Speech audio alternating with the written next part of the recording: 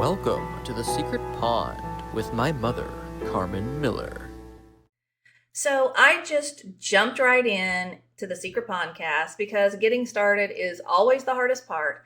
And I just started sharing the topics that were fresh on my mind, despite the fact that I practically have a ream full of paper worth of thoughts and ideas with tons of highlights, my notes, even a token coffee stain.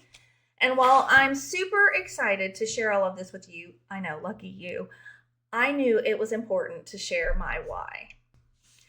When I was little, my granddad used to take me fishing at what he called his secret ponds. I felt so chosen to be taken along on those adventures, and some of my most treasured childhood memories stem from those times. But the thing is, we didn't just fish. We talked. We shared peace outdoors. We soaked up the sun, and I can still feel it on my face. We admired and appreciated nature, and most of all, we were simply present. And what a gift that was.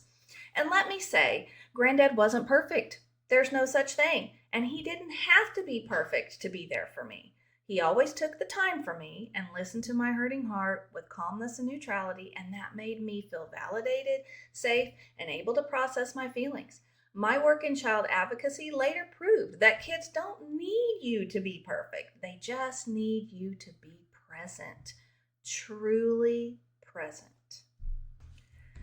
As I grew older, I began to realize that Granddad lived with such gratitude and contentment. I later recognized this was most likely because he too felt deeply chosen and loved. I have never witnessed a stronger bond than the one between Granddad and his mother, my great grandmother, Grannan. My Grannan, Opal, and my great grandfather, Art, adopted my granddad, Joe, when he was 18 months old. Grannan used to tell me the story of the day they walked through the orphanage and they planned to adopt a girl. But as they passed by my granddad, he threw up his arms and reached for Granddad Art, who immediately picked him up, and Grannan said they both immediately knew he was the one. From that point forward, Granddad was loved beyond measure, and I believe he held a deep gratitude for both of his parents and his life. In 2004, at the age of 73, when Granddad was faced with cancer, he said he had lived a good life and he was okay to go. That is a level of peace and contentment that many of us only ever hope to reach. As I began my own journey of inner healing, I started to think about Granddad's life and the impact he had on mine. I started to think of the secret pond as a metaphor for the simple, joy-filled presence and soul-deep peace I witnessed in him.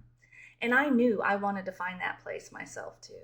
But I also know Granddad didn't arrive there overnight. That kind of peace is gained slowly through a lifetime of love, loss, gratitude, reflection, and choice.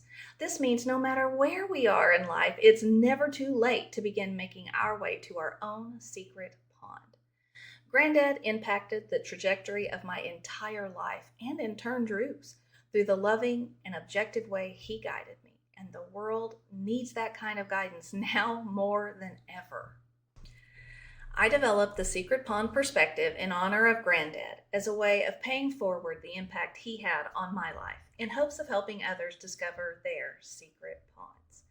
Because the truth is, many of us have never truly felt safe, calm, or settled, and most of us long for presence, peace, contentment, and joy. And now you know where the secret pond is. It's inside of you. I'd love to walk you through the secret pond perspective. It's a simple visualization tool and glossary for your inner world that helps you picture your emotions as water, notice what's creating waves, and find your way back to your own secret pond. I'll also share a link to your free Secret Pond Perspective quick guide so you can begin using the secret pond perspective yourself. And because everything I do is so connected, I'll share my other why and how this all ties to the wonderful world of ELF 365. And as Granddad always used to say, now there's some sense to that. Until next time, wishing you much love and laughter.